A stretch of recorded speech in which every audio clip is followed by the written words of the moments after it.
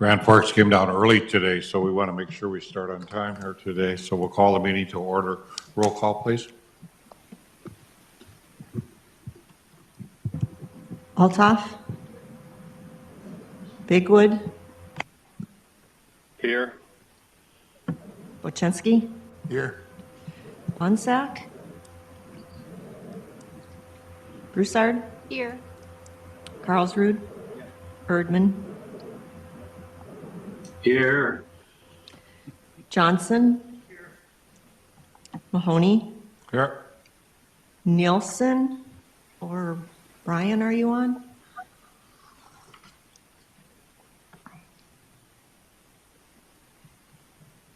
Schmaltz. Schmidt. Here. Dardis. Lambert. Moe. And Seert. We have a quorum. Good. I'm glad we could have a little bit earlier morning meeting. The governor wants to come here in the afternoon and learn about the diversion. So we did invite him to come to this morning, but he's working on AI, so we gave him a pass on that. Is there a motion to approve the order of the agenda? Is there a second? All those in favor say aye. Aye. Motion carried. Aye. Is there a motion to approve the minutes from July 31st meeting? So move, Schmidt. Is there a second? I'll second. Moved and seconded. All those in favor say aye. Aye. Motion carried. Aye. Committee reports, LAWA Fact Committee, Maureen Sorstad, to give us a report on the Finance Committee. I don't know if Maureen was able to join right away. She said that she was going to be running a little late and had asked if I would go ahead and cover it.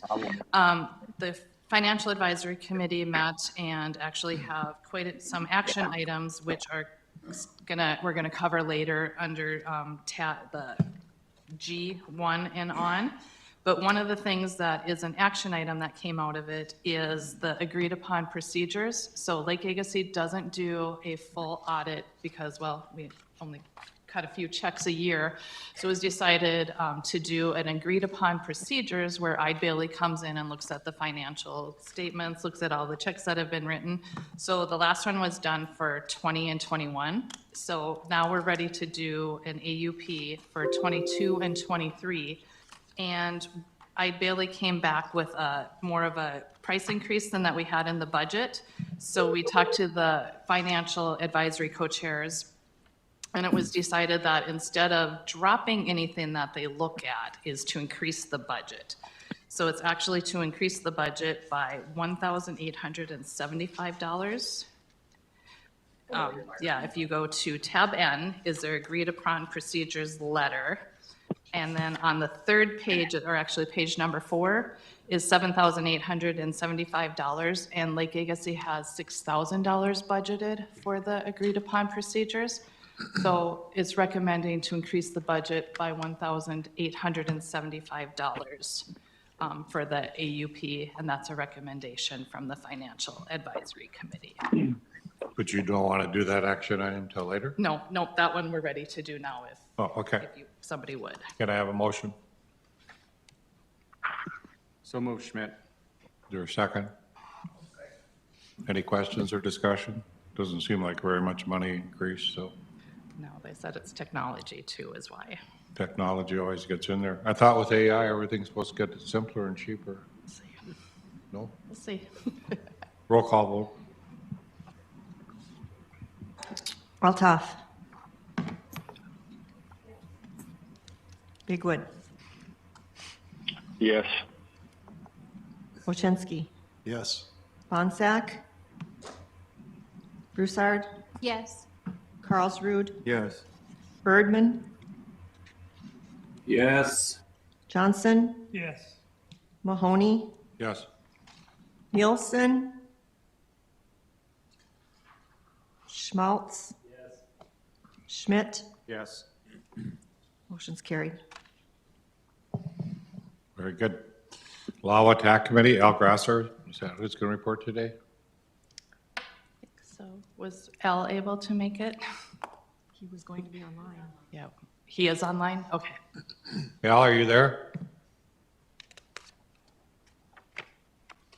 I know it's a long ways to Grand Forks, isn't it? But technology isn't there today, or? We're getting Wi-Fi next week, so. Exciting. Yep. Okay, have We you got got it. me now? Got it early. Hello? Yeah, we're ready for you, Al.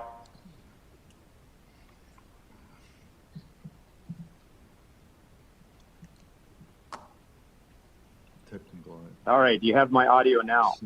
Yeah, we got you. Okay, thank you. Sorry about technology here.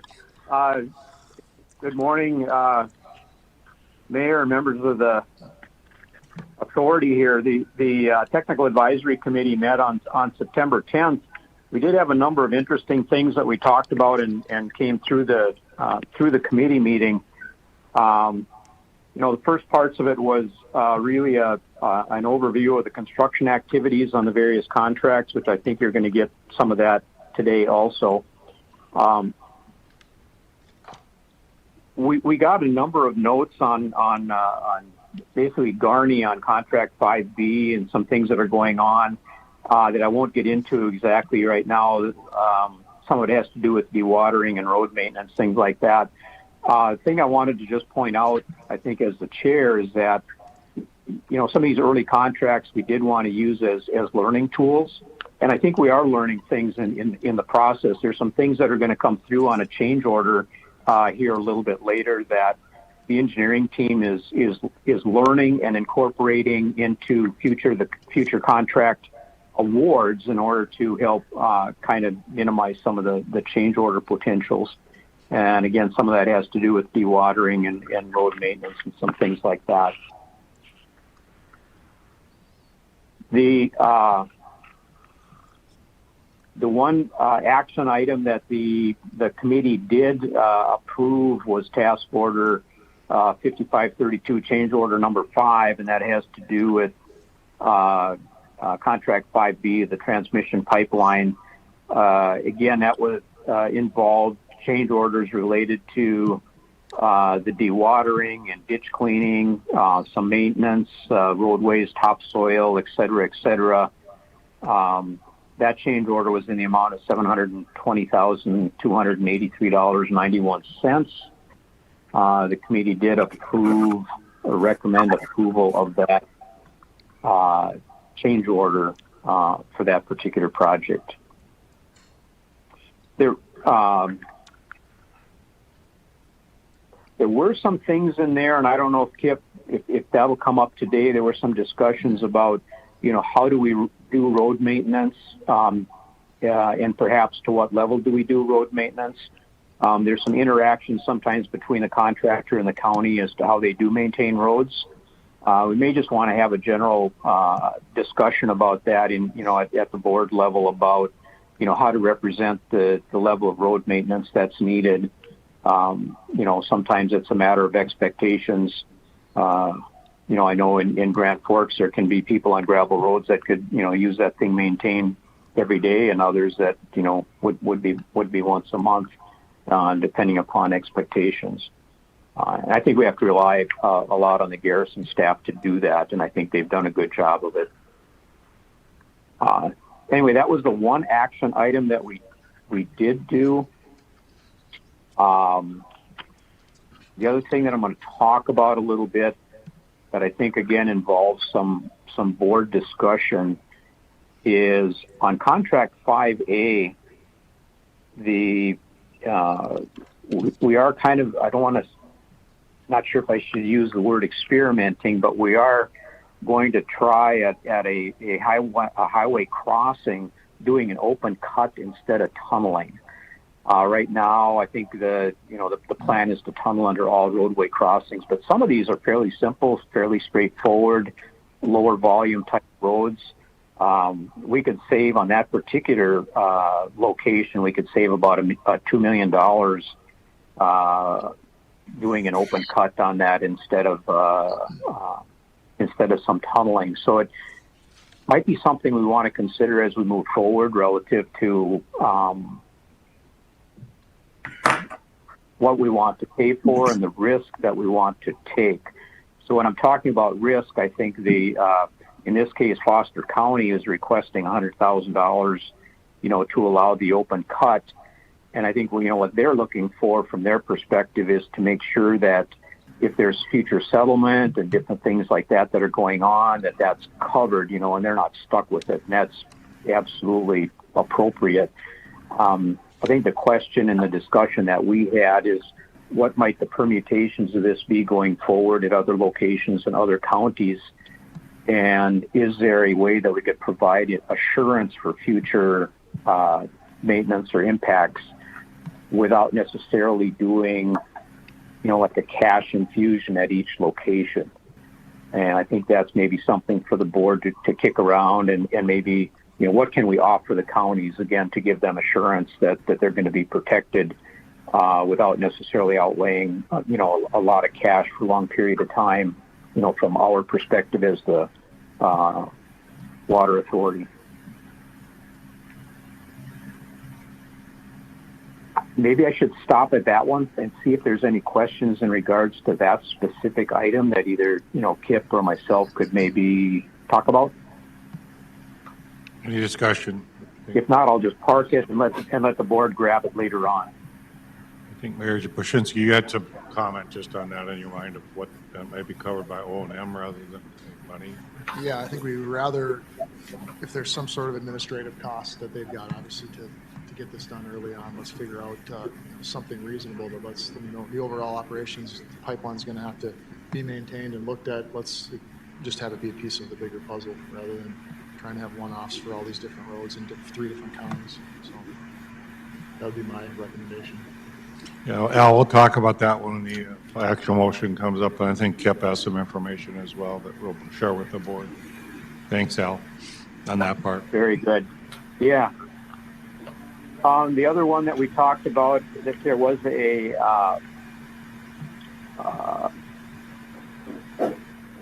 item that gets to be more of a financial item, but I think it's on your agenda also. There was a discussion about, in contracts 5C,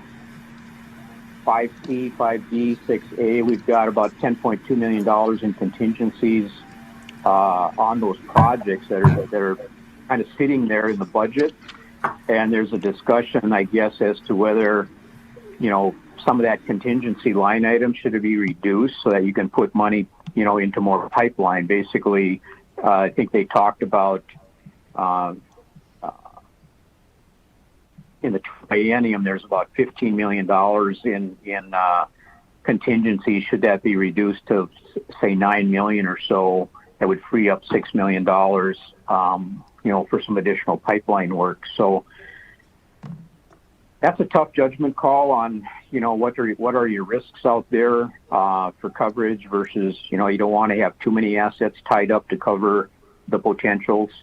But then again, you also don't want to come up short if the unexpected does occur. I think some of this, again, rolls into that learning curve. The more of these projects we do, we start to have a better understanding about what our risks should be, and then what the financial backstop should be on those. So again, the committee doesn't have a recommendation on that. It was something that we felt was certainly worthy of a discussion at the board level. So I think that'll be coming up later on in your meeting also. Yes, it is. I think the last item we did have on the agenda, potential change order related to user outreach, and we did not take action on that particular item. It was a question on the budget about as the consultants are working with the individual users on user outreach. Do we have enough dollars? And I think we discovered in the meeting that there were about 3 different buckets of money within that particular item. And even though one consultant was starting to move towards their budget capacity, there was plenty of other capacity left in the other 2 buckets. Sorry, I'm being vague, but bottom line is we felt that there was enough money within that particular line item that Black and Veatch and others, they can work the budget, so it didn't need action at this point in time. It may need some action farther down the pike, but felt we should be able to at least get to the end of the year and get past the elections and the unknowns in November before we take any actions on that. Related to that, I think there was. I'm looking at our notes here a bit, and the consultant, I think, is looking at some of the last LAWA board discussions about aggressively obtain as many signups as possible on the user commitments, and I think that starts a chain. I'll have to see if I can explain it, but right now we're focusing on the main pipeline. But as you're looking at user outreach, many of the users are very concerned about what does that branch pipeline look like for them. And as is normal and appropriate, everybody wants to have as much information as they possibly can as far as what's it going to cost, what's my O&M going to be, all of those items. And there's also I think some conversations developing about economic development. And at the committee level, we talked about that at a couple of concerns. One is at the economic development, I think we want to be careful. The thought was we want to be careful about changing the narrative at the state legislature. This is a drought project, not an economic development at this point in time. So we may want to have the board just clarify, how far down the line some of these discussions should go on the economic development side. Again, it gets to be a policy debate or discussion. Associated with that, as people are looking for more and more information, at some point the board we may have to try to describe how far we're going to chase those dollars. To what level of detail do we lay out a pipeline and do the detailed analysis and the cost estimating, et cetera, because all of that takes engineering time at this point. And everybody would like to have complete information. I think the LAWA board would certainly like to know exact details about how things are going to work in the future. But at some point in time, I think there's going to be whatever the board decides is kind of a reasonable cutoff between providing additional information but just getting to a point where we can't afford to keep developing more and more detail. I hope that makes sense. I think it does. At some Mayor point in time, I think, Yeah, Mayor Bashinsky wants to say something. Yeah, I think we've got a bit of a strategy shift that we're going to discuss here later in under item F. So I think it's going to be a bit of a shift, but I think it's what needs to happen, and I'm pretty excited. So let's get through the rest of the agenda, then we can get to item F here. But stay tuned, Al. Thank you. Yep. Anyway, that's basically what we had at the committee level. Again, we pushed a number of things for discussions, and clarification back to the board, and I see they're basically all on the agenda. But that's really what we focused on. We had a good discussion at the committee, and we only our action item was just the one. We approved some minutes, but our action item back up to the board here was on the change order. Thank you. We then swept to construction update. Kip Kovar.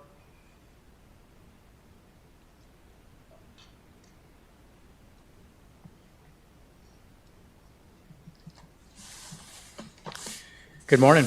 Yeah, Al did a good job of teeing up a lot of issues there, so we'll go through a couple construction photos for you fairly quickly and get kind of to your issues that you want to get to. Reminder, the contracts that are up there, we're working in contract 5. 5A is already done. That's the 1.25 miles. 5B, 5C, and 5D are underway. 5B is the first project up there. That's 9 miles. We are roughly 80% done with that project. I have a couple more statistics. So 5C, that's the 8-mile contract. 27% complete, which is roughly about 2 miles. And then 5D, Karstensen, that is roughly at 20%, and that's roughly 2 miles. Those are different lengths there. That's why the percents are a little bit different. So in total, if you look at all of our pipe in the ground, we're at just shy of 13 miles. So now, over the last month, the rains have paused a little bit. Rather than every 6 days we're getting 2 inches, now maybe it's every 10 days we're getting 2 inches. But with that, the last week, I think we had roughly 3,500 feet in the ground total of all the contractors. So if you would carry that forward into October, and maybe you catch a week or two in November, we're looking at, potentially getting 4 more miles of pipe in the ground before freeze up. So things are looking good.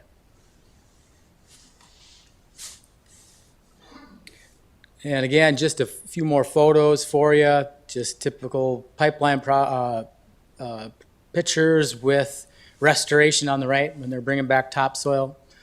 They hire local farmers in the area to do the seeding, to do the disking. I'm going to cruise through these pretty quick. This is Carstensen. These guys are using 50-foot sticks versus the previous picture was 25-footers.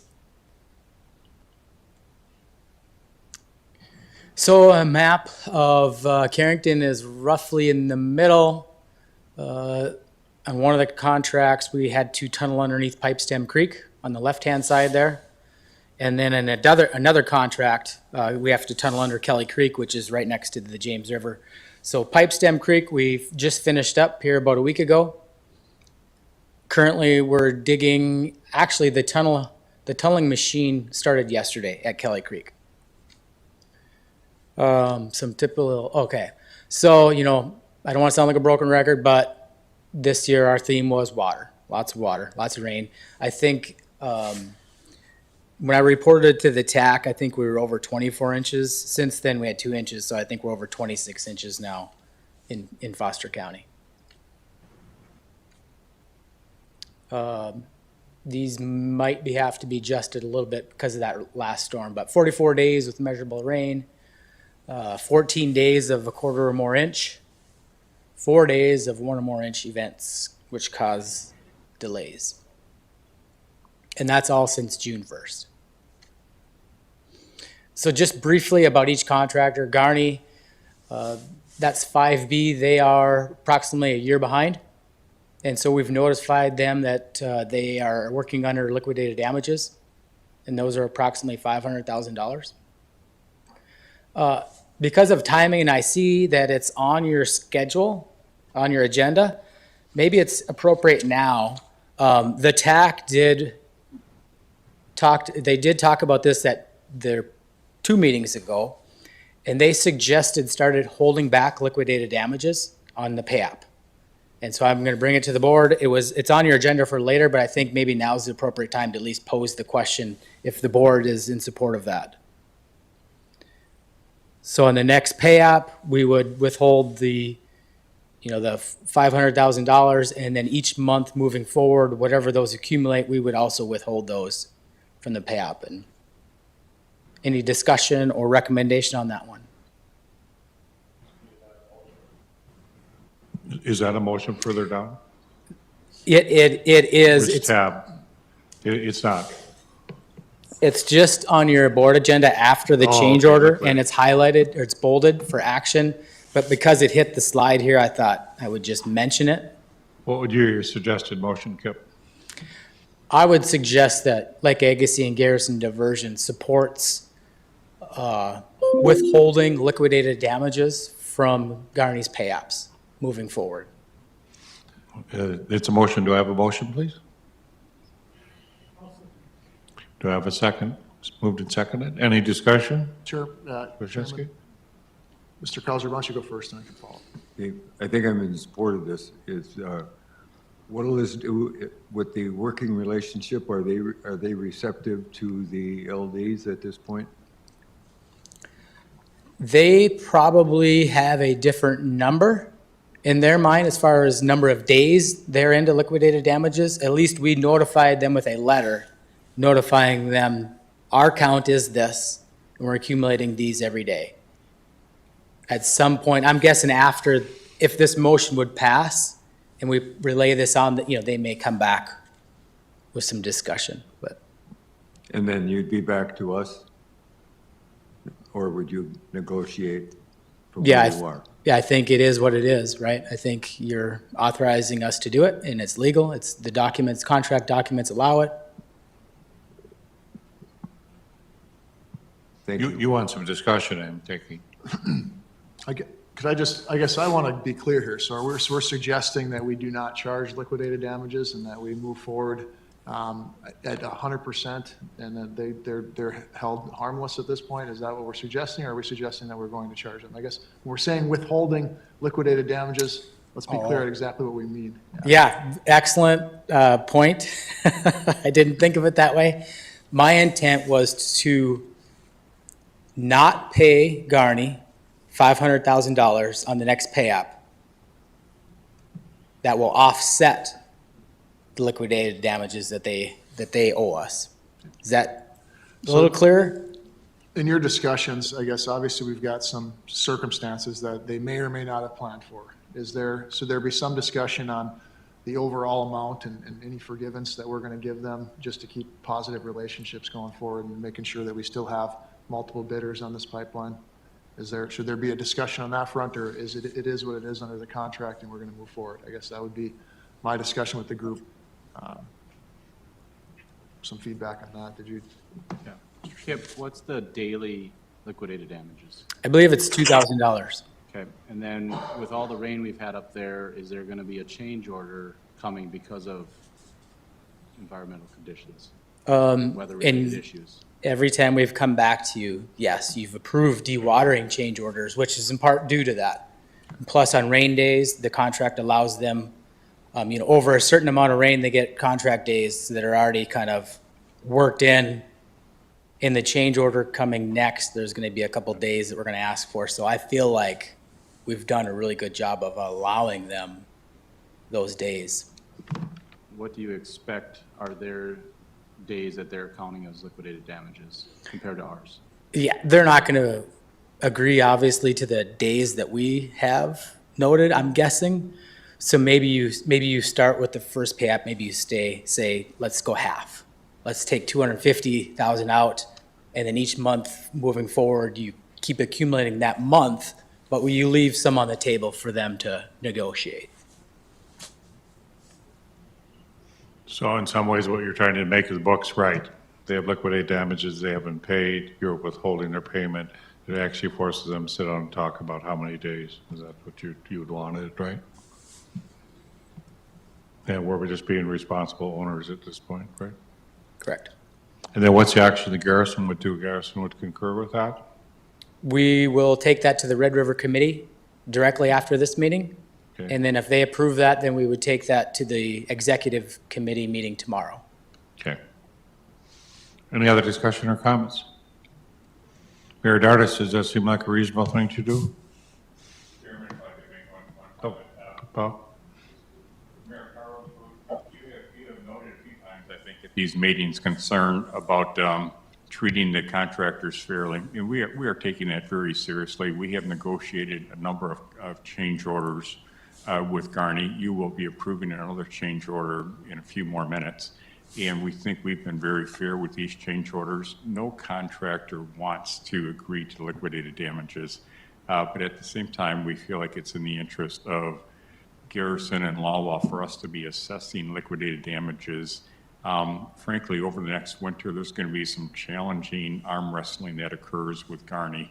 We want to end up with a resolution that's fair to all parties with them. But I think to not assess liquidated damages and start to withhold them at this point would not be responsible either. So we take very seriously your guidance of treating the contractors fairly. We want them to come back and bid another time. We want them to be successful on this project. But they have done some things that are of their own making as well, and it's not fair for the owners to be paying for that. Thank you. Okay, thank you. Sorry. Bernie Dardis has something to say. I thought we were done.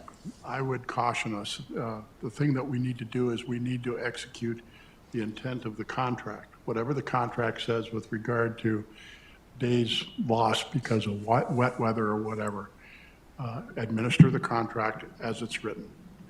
And then you have your negotiations later. but do not deviate from your contract. We just have to vote on this. Okay, sorry. Unless you had another comment to the Nope. motion in question. Any other discussion?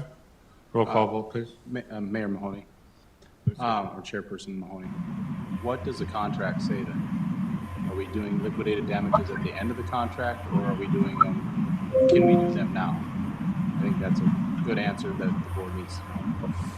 It was Somebody kind of remote hard. has their mic on right now. If you could turn it off, we're hearing a wind blowing, so. Did you ask if it's allowable? Does the contract allow it? Does the contract allow us to charge liquidated damages now, or do we have to wait till the end of the contract to do that? I believe we had, was it Bennett or somebody from Vogel look at the spec, at the contract documents, and it did allow? Yes. Or was it somebody else? I can't remember who looked at it, but it allowed us. We are allowed under contract to withhold the damages the way that we are proposing. Yes. Right, and I believe you may have been working with Tammy on this one. Could be. And she may be on still. She said she may be on till about 10, so I would defer, any specifics to working with Tammy. Okay, roll call. Eltoff. We need a motion first and a second. We have, Kip, you're gonna have to say the motion again. repeat the motion. What you had asked for? All right. The motion was for, to withhold, no, let's see, to offset $250,000 of liquidated damages on the next pay app. And then moving forward in future pay apps, accumulate those and withhold and retain those also. Thank you. Now we're ready. Ready? Okay. Eltoff? Still think we need a motion in a second. We did have, we were open for We discussion. did, Jim made the motion and Dave seconded the motion. Okay. I just want to comment, the motion was made before the discussion on the 250,000. Do we need to clarify that? It was made when we were saying 500,000. That was the first number I heard was 500. So I think we're still Yeah. at 500 under the current motion. So Kip, you were off at the 250, we're at 500. Is that the right correction, Ann? Is that what you're saying? Yeah. Yes, we made the motion when he was asking for 500,000. Mayor Mahoney, maybe we want to just apply the liquidated damages to Mayor Dardis per the agreement. Authorize that to apply the liquidated damages as per the agreement so that we're not specifying a dollar amount. We're just asking to enforce, we're going to ask, we're asking for a motion to enforce the agreement related to liquidated damages. Well, I think my understanding is you have the freedom to do it now, but you could wait. So we should probably have some clarity on when we start withholding that on the payments, whether we do it now. It's just because you have that freedom under the contract. We still probably need to decide. And you're saying 500 is probably a good number. That's half of where, maybe more, it could be more than $1 million, but we might as well start now. Yeah, and if you don't want to mention a number, you could say half of the accumulated liquidated damages to date. And how far along is that pipeline, would you say? How far is Garney's fulfilling the contract? What do they have left? What have they completed? If you had to- They have, they're hoping to get all their pipe in the ground this year. Yeah. And then by next July, they're hoping to be done completely out. But are they, say they're 80% done roughly? What's Yep. the percentage, something like that? They're about 80% done, right? Okay. Yep. So, yeah, we're holding half the damages. They're 80, they only got 20% left. I think that Mr. Chairman, makes sense. would it be appropriate for me to rescind my second? So we can get a clear motion? Yes. Okay, I'll rescind my second. Okay. I'll rescind. Okay.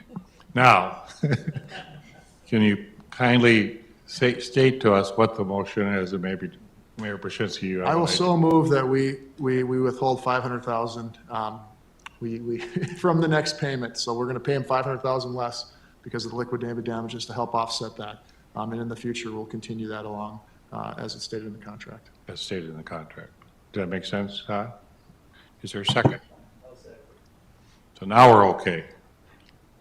I think we're in the That was a same place. convoluted motion. I think Okay, we're in the now, same place. roll call vote, please. Okay. Eltoff?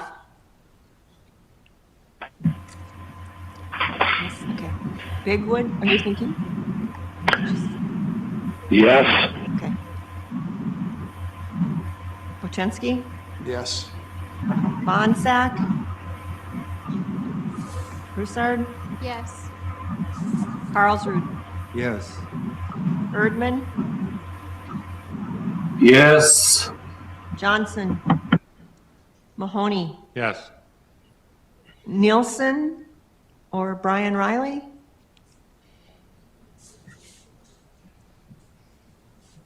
Schmaltz? Schmidt? Yes. Motion's carried. Now you can go on, Kip. Thank you Okay. for that distraction or Thank you. long road. Just the last two bullet points up on the slide. We will continue to see road maintenance change orders and dewatering change orders on contract 5B. And like I just mentioned, it's depending on the fall here, but it is likely that they may not get all their pipe in the ground this year. Then moving over to Oscarenda, they had a great start. They initially started with one crew. I think within 2 weeks or 3 weeks, they saw that they were not hitting their measurables. And so they immediately brought in a second crew, which was just encouraging to see a contractor, saying what their goals were. They didn't hit it and they adjusted. So it was really nice to see that work. We have changed the contract documents a little bit because of contract 5B. And so on this contract, there's no change orders and we don't anticipate any change orders. Because like on the last bullet up here, we've switched all the road maintenance items to an allowance. So the owner directs the contractor when to go blade the road rather than the contractor deciding when to blade the road. Because if you let the contractor decide when to blade the road, you get into an argument because they don't think it needs to be done quite yet. So that has made life a lot easier out there. And then Karstensen, they only have one crew working, but if you compare that one crew to the other contractors, they're probably putting in more pipe per crew, per se, per day, per week. So that's great. They're probably going to have to bring in 2 crews next year. We haven't talked about next year yet, but they're making good progress. Same thing with them. No change orders in the future. There could be one on a tunneling project where they hit some boulders, but as far as dewatering or road maintenance, dust management, there's going to be no change orders moving forward with those. Talked about the Pipestem Creek. We're done with this tunnel. It was very challenging. We did hit some boulders out in the middle, and some of the earth kept caving in, which made it a big challenge, but we got through it. So that's the construction update. Any questions with construction activities that are going on out there right now? Any questions? Okay. Paul? Mr. Chairman, we have just a few slides that will lead to another motion needing to be made for a change order here. Just to give you a quick summary, and we try to do this every time, we try to give you a program-wide summary of where we are at. We have $218 million under contract. Total, we've had just over $1 million in aggregate of deductive change orders. So right now, our revised contract price for all, I think, 7 different construction contracts is $217 million. We are proposing that we issue a change order today for Garney. It will be change order number 5 in the amount of $270,000. After we do that, you can see the amount of the percentage of change. So our collective program to date change orders will be minus 0.2% if we approve this change order. And there are 3 different aspects of this change order. I'm going to speak to a couple of them, and Kip can speak to one. One of them is off-site dewatering, and we have talked about this for the last couple of LAWA meetings that we've had and TAC meetings. Basically, the contractor had to run their dewatering pipe for a much longer distance than they anticipated during the bid phase. We agreed to a change order for last year for this reason. This is a change order for charges that they have incurred to date with offsite dewatering. So this is not the actual dewatering of the trench. It's to kind of pipe the water several miles to an acceptable discharge point. And there will be another dewatering change order coming by the end of the project to kind of account for future costs that they're going to incur with this additional piping and pumping. So that is one aspect of the change order. You'll see the numbers in just a minute. The second aspect of the change order is just some relatively very small miscellaneous kind of ditch cleaning things that we had the contractor do. And the middle one is road maintenance and road repair. And I think it's fairly important for Lawwell to kind of understand what we've been doing with the county. And Kip will explain that. Yeah, so when we bid a contract, we allow the county to decide whether they want to maintain the road or they want to have the contractor maintain the road. So in this first contract, contract 5B, Foster County decided to do their own maintenance. And so the first bullet up there, they gave us a number that they thought they needed to do the blading. What they found out is because we chloride the roads, the road becomes a lot harder. And so their wear parts wear out faster, and it takes them a little bit longer to do that work. And so they weren't getting reimbursed enough. So one of the first change orders up there is to up what we're giving Foster County for each blading event. Again, we need more blading events depending on the traffic out there or how dry it is. So that's part of the change order. Dust application, I think the contract called for one dust application. Well, we found out in a dry year you need more. So we had to increase that application frequency. And then again, some of the soft spots are requiring some like inch rock to stiffen up the road. And also that is also included on your change order for today. So again, these, you will not see these in the future because we're handling road maintenance differently on contract 5, C, and D. Would this be your change order number 5? Or is it coming? I think your next one's this one. Yep. So all three of these things are in change order number 5. And honestly, I'm just going to kind of cut right to the chase with it. Here's change order number 5. There's a few just kind of minor quantity things that we're adjusting, but you see the first item on there is in the green line. Road maintenance subtotal $204,000. That is for the things that Kip just described. Then there's the off-site dewatering discharge for the winter, April and May of 2024. Off-site dewatering discharge for June of 2024. That's for a total of $536,000. A few miscellaneous things, and so the total for the change order is $720,000 for Garney. We feel like this is a fair change order. We independently validate their cost. We don't necessarily agree to everything and pass things on, but I think we have agreement that this is a fair number that we can ask the Lawwell board for approval at this point. And so I think the motion would be is that we pay Garney change order number 5 in the amount of $720,283.91. Is there a motion? Yes, thank you. So moved. Can I add to that? So this was taken up at the TAC, and part of this change order was asking for contract day extension. So they're asking for an additional 30 days. So that'd be, is Kurt out there? Kurt, was that right on that 30 days? Is it 10 days a month? This is Kurt, Kip. Yes, they were asking for roughly 10 days per month. Thank you, Kurt. And what the TAC, so they approved this change order contingent upon Garrison Diversion working with Garney on the contract extension times. We have not worked that out with them, but what we were wondering is if you would allow 1 day per week. So that would reduce Their request is 10 days per month. We would reduce that down to 4 days a month. Just approve that much. We can't go over that. So that's part of this motion? Yes, yep. Dave, is that okay? Do I have a second?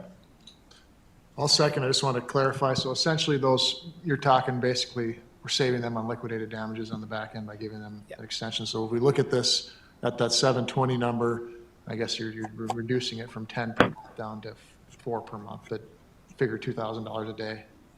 Yep. In addition. Okay. Yep. Seconded it. Perfectly clear to you. What's that? It's perfectly clear. This is Tom Erdman, I guess. Go ahead. This is Tom Erdman. I have a question about the county on this deal because you said the county had agreed to maintain the road. So this payment of $204,000, is that paid to Garney and then they in turn pay it to the county, or where does the county come into play on this deal? Mr. Chairman, Tom, the county invoices Garney, and then we pay Garney and it goes back, is how it gets worked. It's through the Garney contract. Does that answer your question? Yes, it does. Our concern is you and I have a special meeting with the county, and I just want to make sure that someplace in the loop here that they don't get missed. And, if Garney did not pay them, we could be in a little predicament when we go to the county here next week to open cutting some of these roads. Good point. I have not heard anything about that money not making it back to Foster County, but good point. Yep. Mayor Dardis. My question's in that same line. So the county was negotiation with Garney, not with our staff? Yeah, so Garrison Diversion created a road maintenance plan. We presented that to the Foster County and to the townships. They agreed to that plan, but once they started working out there, they realized they weren't recouping enough funds, and so they asked Garrison Diversion if we could up that. So through change order, we're upping the ante so that Garney can pay Foster County some more money. But the negotiations took place with Garney and the county? Why would we have an obligation to cover that negotiation if Garney negotiated it? I did. I negotiated that with Foster County. Yep. Thank you. Mr. Chair. Yeah. John Shockley. Thank you, Mr. Chair. One question for the team. Typically with a large construction project, you'll have conflicts with different political subdivisions, whether it's townships or counties. As part of the right-of-way clearance, normally you will enter into third-party agreements with all those entities. Is there a workflow underway for that? I think what you're hearing from the board is maybe some concern about, is there something in writing that if the township or the county says, we never agreed to that because it was in some meeting minutes and they have a different chair, different board, nobody remembers it from 10 years ago. Is there something in writing? Has that work been done, and who's taking on that workflow? It's funny you bring that up. Do you want me to get into that, Mr. Chairman? Sure. With Foster County? So I'll try to address that. So before we started working in Foster County, we went to the commission and we asked them if they have a road crossing permit process in place. They did not. And they said, hey, Garrison Diversion, we're willing to work with you. We seem to be on the same page with road crossings at that time. We put them in the bid documents. We bid it. And so we opened the one road crossing as our verbal agreement went through. No problem, no speed bump. It went through really good. In the meantime, they have kind of switched their opinion. And now they are wanting us to tunnel under the roads. So your comment is good because no, we don't have anything in writing. They don't have a permit process in place, but they are working through it as we speak. They've gathered other counties' processes and they're trying to adopt that. And Just if we could have John Shockley work with you on that, just so we have maybe some verbiage. My concern was if Garney's paid and they don't pay the county, then the county's out, and that would be disingenuous on our part. So if there's somewhere to make sure the county's protected, I think. Yeah, thank you, Mr. Chair. From my standpoint, I mean, I'll use the diversion as an example. As with most projects, that's part of your first steps for your right-of-way clearance. Some of those form agreements that we use with third parties are online with the diversion. And so you really should have a workflow, a team assigned to that, because I can imagine all the jurisdictions that you're crossing with 180 miles of pipeline. I don't know how many townships that is. Each township is its own agreement. You might have 40 or 50 third-party agreements to work on. Yeah, Chris Balcard had to go out and work with all the townships. I remember we have multiple contracts. So if there's a way we could just clean up a little bit of the legal work, Kip, I think that we would suggest LAWA that John Shockley could suggest some contracts as well. We would love the help. Any other discussion on the motion of the $720,283? One question, Kip. Why do we have topsoil maintenance? It's such a small amount, but what is it? Well, wouldn't that be part of the contract? Yeah, I don't know if you want to call it a loophole. I don't know how you want to call this one.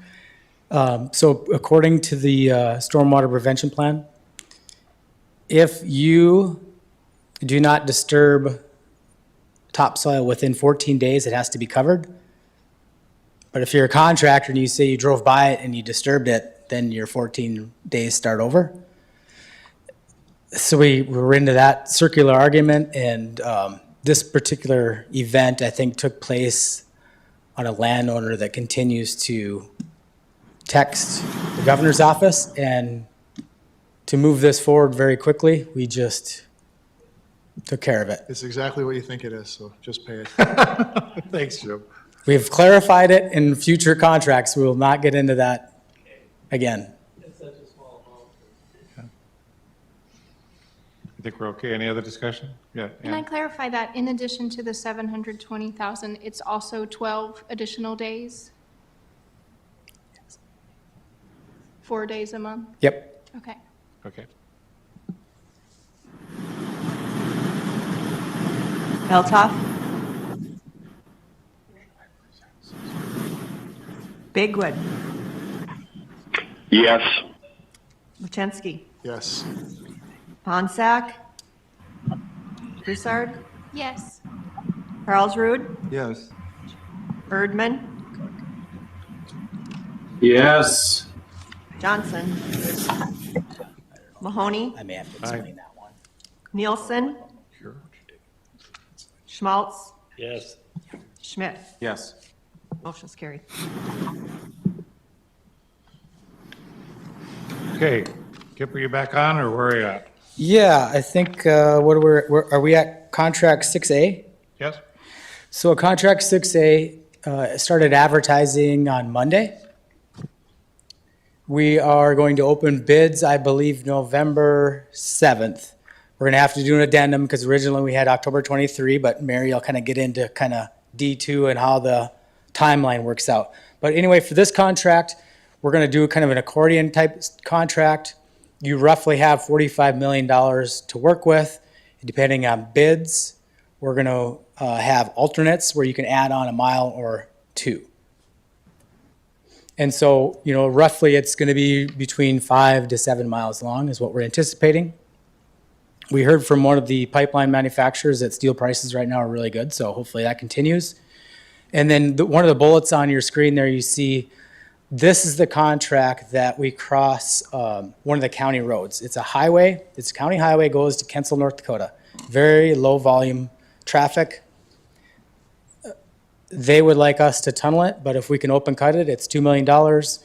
Have been to the commission several times. Their last time I went there, they made a motion that said, allow Garrison Diversion to open cut the county highway as long as Garrison Diversion has maintenance responsibilities for 30 years, and Garrison Diversion will give the county $100,000.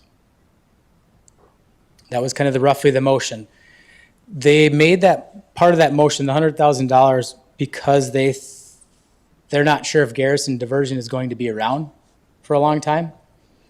And I didn't answer the question very well, but I went back later and answered it. But if Garrison Diversion closes its doors, this project goes to either Lake Agassiz and then to the state of North Dakota. So I really think that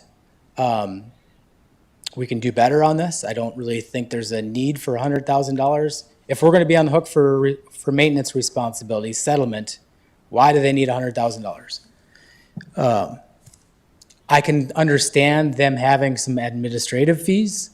Maybe the road superintendent has to drive by here a few times, watch the open cut, but not $100,000.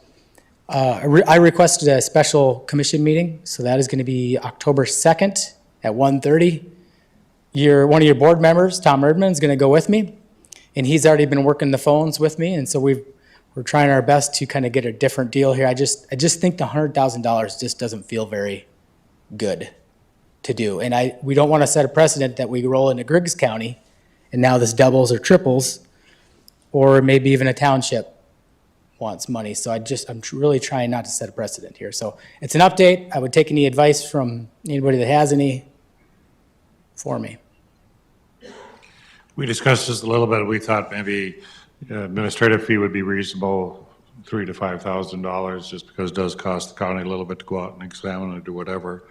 But concurred with Kip that we start paying $100,000, you're going to add $1 million to your projects. Every county's going to want $100,000 of money to spend. So we felt it was better to go back in good faith. And Tom, I'm assuming that with your good skill set, we could probably negotiate with them, or what are your feelings on this? Well, I'm hoping that we can negotiate with them. I've had a good conversation with one out of the 5, and now one of the commissioners got hurt in a farm accident, so I believe he's going to be out of commission. He won't be at our meeting next October 2nd, but I still have conversations with a couple more to try to clarify the whole process, that it's a state project, it's not a federal project, it's state and local government needs to work together on this. And I'm not sure where we're at on Highway 20, but that would help set precedents, and we get to a state highway and we can open cut that. So then we got some precedents there. But the open cut that we did on the Borgelac Road it's smooth and it looks good, and it doesn't interfere with, there's no speed bumps or anything there. So I think the first open cut that we did looks good, and we can use that as an example going forward. But yeah, there just seems to be a little bit of animosity here about Garrison and the county, and that's what I'm hoping that this extra money gets to the county for sure, with the Garney for the road maintenance and that type of thing. So I'm hopeful that we can have a positive end result here, but I know it's still an uphill battle with a couple of commissioners. Well, good. We'll be behind you, but the $100,000 is too much in our mind, I think. Bruce Crowd? Thank you, Mr. Chair. Just, Kip, can you clarify? I thought when you started out, you said open cut will save us $2 million. Correct. And how many crossings do we have? I mean, it could work out to be real money. If you're talking a $2 million savings per crossing, that's a big deal. So, thanks, Kip.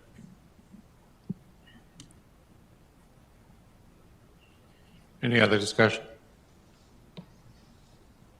Go ahead, Kip. Okay.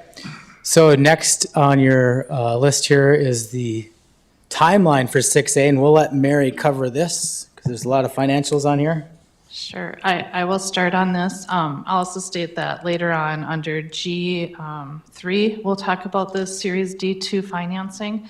But when we were at the Financial Advisory Committee, we had to set up a timeline to be able to get our extended loan requests. So we worked with our bond attorneys, and they actually worked backwards to fill in these dates. And then it coincides with when they are bidding 6A. So for the memorandums of commitment approvals, this would have to be approved by Fargo, Grand Forks, Garrison Diversion, Lake Agassiz, and any small system that approves a memorandum of commitment.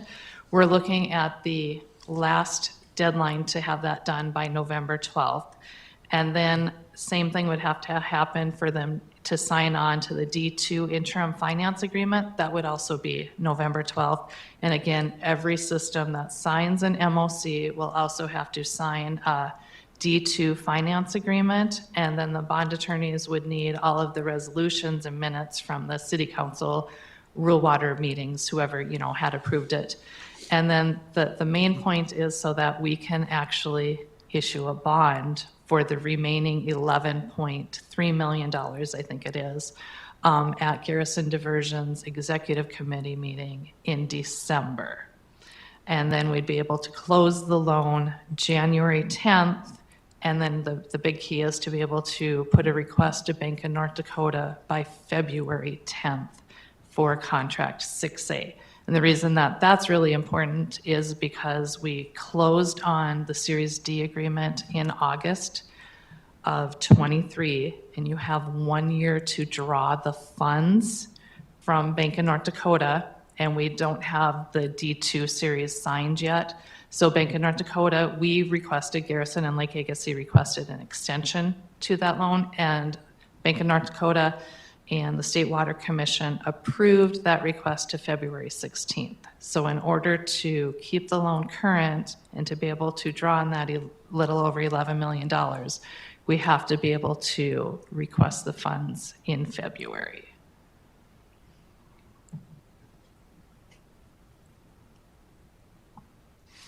The MOC and the D2 agreement, are they in one or are they separate? They are two separate agreements, and the bond attorneys and Tammy are working on that. So with the D2 agreements, we have Tammy working on it as Garrison's attorney. She developed the most of it. John Shockley is working on it on behalf of Lake Agassiz. Garrison Diversion has a bond attorney, Mia Thibodeau, who did our Series C, and then Bank of North Dakota has a bond attorney, Scott Wagner. So we have to tie that all up in a bow so that we can get our bond resolution done. And maybe Shinsky, you had some ideas a little bit about if people signed or didn't sign. We're trying to set a deadline just so in a sense we know where the legislative team would be to allow our small users, but you also had a thought process if we do something a bit different.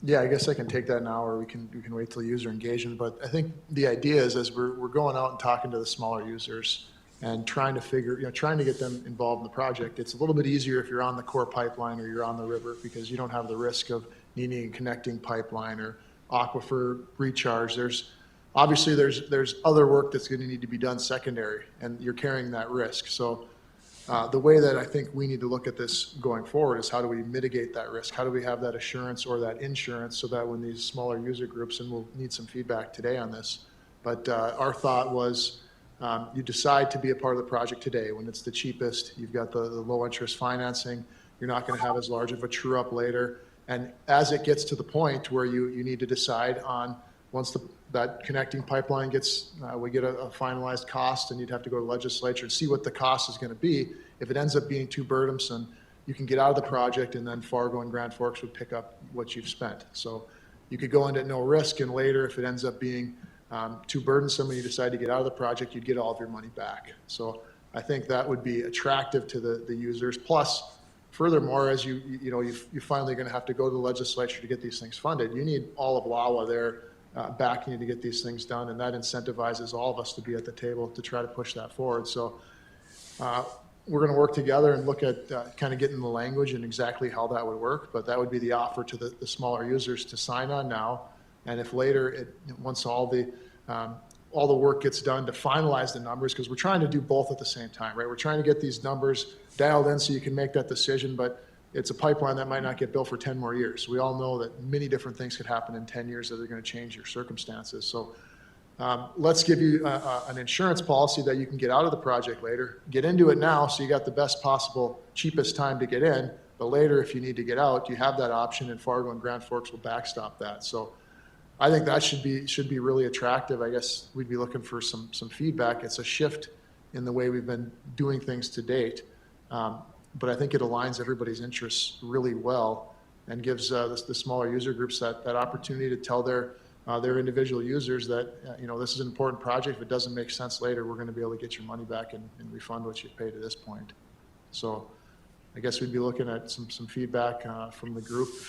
We did have a meeting prior, and we're talking about some of the entities that may be close to signing right now, whether it's Lisbon or Southeast or Washburn. That might be a different situation. Even Jamestown, maybe this would be attractive enough. Granted, we can look at this going forward in E, F, and as we move on, but we might as well take a pitch at it here in this time frame in a month when it comes to D2 and getting groups in now. I think it's better.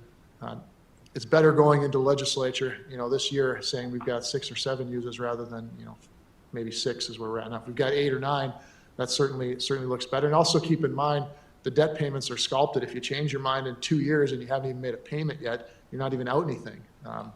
And really, it comes down to Grand Forks and Fargo being able to backstop that. But with our size of usage that we've got and the number of users that we've got, it's incremental for us where I think we can absorb that. So I guess I'd just be looking for feedback on that idea. See some head nodding. We're going to need words other than head nodding. When you want to get out of it? Well, I think you need to know what your costs are, and those need to be tightened up. So I think that there's no real time limit. You would just have to decide probably when it was, if I'm a user at Smalley and I find out that I just know that this connecting pipeline is never going to be affordable, I mean, that would probably be the time to get out and get it back. But if you think 20, 30 years into the future, that may be, I mean, really at the end of the day, you're kind of carrying financing. If Grand Forks and Fargo have to end up taking it anyway, you're kind of helping us all out at the same time. So I don't think we need necessarily a time commitment. But for me, if I'm a user and we get it, you're going to design a connecting pipeline. And it's going to be that if you build it in the next 3 years, it costs this. Well, you almost have to do that all over again 20 years from now if you're going to wait. So I don't think there needs to be a time, a deadline, but we'll have to work that out contractually. A little of it is length of time of construction. So let's say our 8 years goes to 6, that might be better as far as the main pipeline. And then if the other ones are funded 8 to 10 years from now, that's a difficulty we have. If we say 5 years and you're not even building your connection, it makes it hard for a group to say, oh, we don't want it or we do want it. I think that's what you're trying to allow some flexibility to be built in there, because we don't know future legislative teams and what they're going to do. We always hear this revenue issue. We never know what the revenue issue is. So. We want to share the risk. I think that the smaller users are at the biggest risk because they might pay for something that they never get to access. And if that's the case, it's a lot harder to sign up. So let's eliminate that risk and make it easier to sign up. Anything else there, Mary? Are you done with your part? I'm done with mine, yep. What's your next one? I think. Mr. Chairman, would you like me to move on? Yes. Okay, last item for 6A is we had Black and Veatch take a look at the contingencies over the last biennium budgets. And so the TAC kind of kicked this around, they went into the weeds, but basically you're holding about $15 million in contingency. So 4.8 from the 2021 to 2023 budget. And then you're holding about 10 million in the 23 to 25 budget. Looking at kind of change orders and looking into the future, we're saying we could potentially use 9 million of that. Or sorry, I misspoke.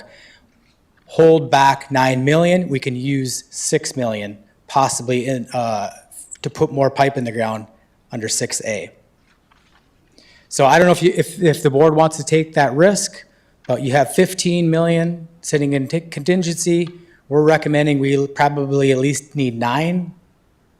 And so there's 6 million maybe freed up that you could maybe put more pipe in the ground at the time of bid opening. And when you award the contract, you could adjust the quantities at that time if you so choose. Mr. Chairman, I have a comment on this one. It's showing to mix funding from bienniums, from the 21-23 biennium and use it on the 23-25 biennium. I don't know if the State Water Commission will allow us to do that. So I don't know that we can move that 2.5 million into contract 6A. That will require discussions with the State Water Commission. We've never switched among bienniums before. So we may have to have a discussion, but either way, the concept is to drop from 15 to 9 million, and we may have to sculpture the parts you're talking. Yeah, yep. Yep. Don't have to do anything, but we just thought, Paul, the team is confident that that's enough contingency. Like Bernie Dardis likes me to hold back an extra buck. He's got a reserve fund that's awesome, but I don't have that. But is it reasonable that what we're talking about, we should be able to cover? Yes, it is. There's quite a bit of detail that went into that discussion of holding back 9 million, and so we feel like it's a protective number. Pretty for what solid. they have. Yes. Okay. Because even with all the water, it's been interesting building conditions, So this is a rather clear motion. You have a motion to decrease the contingency funding from 15 million to 9 million.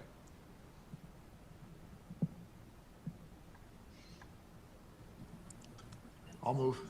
Is there a second? What's the reluctance, guys? You'll We second. haven't spent all the contingency. That's a new thing. So,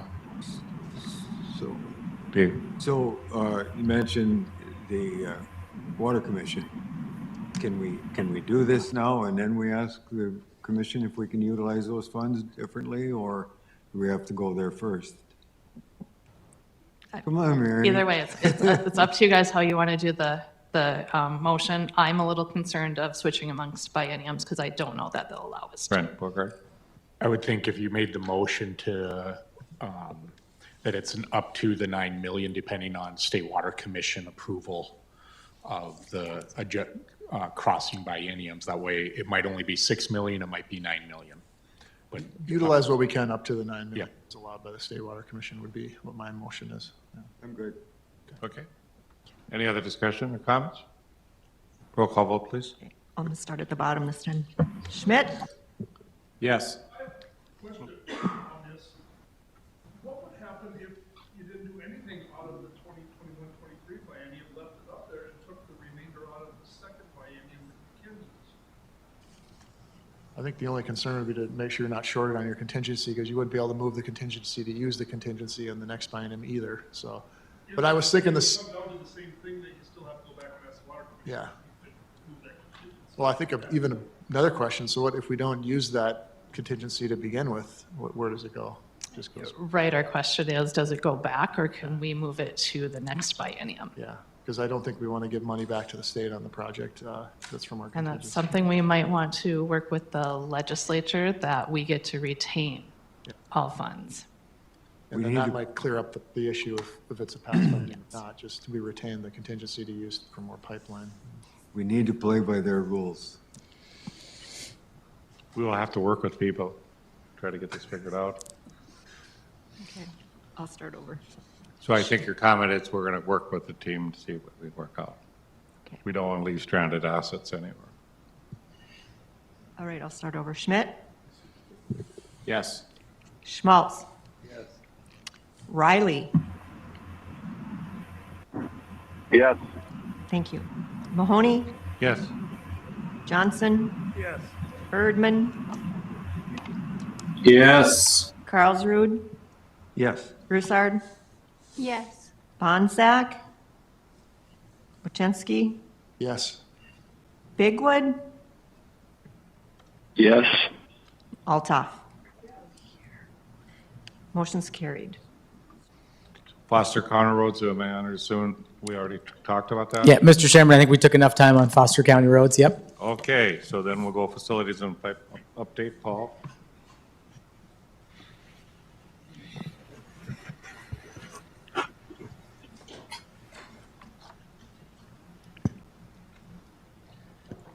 There's some significant things left on the agenda yet, and so I'm going to cover design update very briefly. We are making good progress on both pipeline designs and preliminary designs of all the NDOS related facilities, and expect to have nearly all of the pipeline design done by the start of the next biennium, and we'll have all of the preliminary engineering done for the facilities at the start of the next biennium.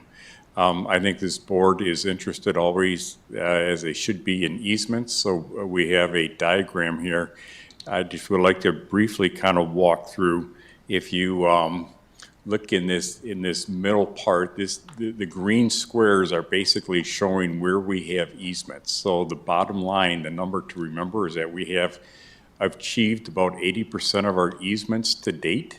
And these are broken up by pipeline segment. And so we are doing all of our work on contract number 5, and you can see we have all of the easements in this area. We are starting to move into contract number 6, and we also have the easements there.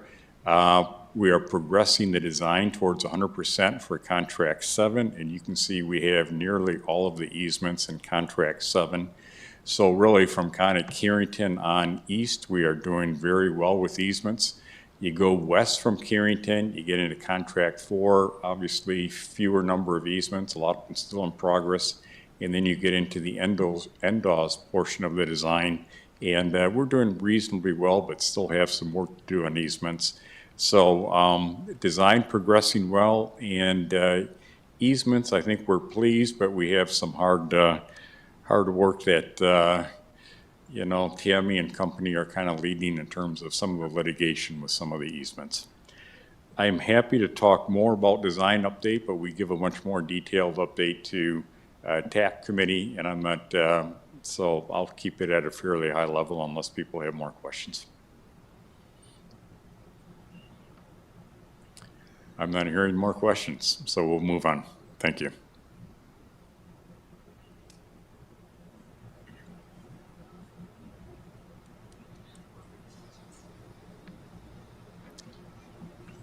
It's just you were Kip? Kip on this one. The biennium work plan budget is in your board books on tab S.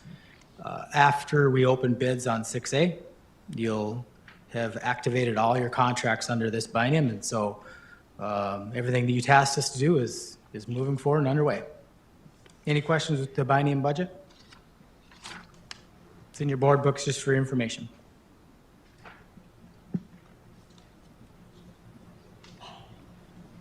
Mary, are we anywhere else? If there's no questions, I can move on to tab T, which is the program schedule. And I wasn't going to really cover it in detail because I think the PowerPoint really hit it. Maybe the one thing is, if you flip the page to the back, the facility assets with the McCluskey Canal intake and pumping station and Biota water treatment plant and standpipe and the storage reservoirs, those are at about 15% design. Other than that, I think that they kind of covered all of the construction contracts and where they are on designing the future pipeline contracts. So it's really for your information unless if there's any questions. No motion is required. No motion. Okay. User engagement, Sean? Gaddy, you ready? I am ready here, yes. Thank you, Mr. Chairman. So I just have a few slides here to go through quickly with the group, and a lot of this builds on the conversation we had a moment ago around Mayor Boczynski's comments. This graphic that we're showing here has been used a couple of times now. I believe it was first presented at TAC. We presented it at FAC. Most recently, Mayor Mahoney and Mayor Boczynski presented it themselves at the North Dakota League of Cities. So it's getting some mileage around where we're at with all the prospective users. But maybe just real quickly to recap where we're at in overall project capacity allocation. And for those users that have either approved the Series D financing, are in the process of approving it through City Council, are still contemplating it, or that we have received declinations.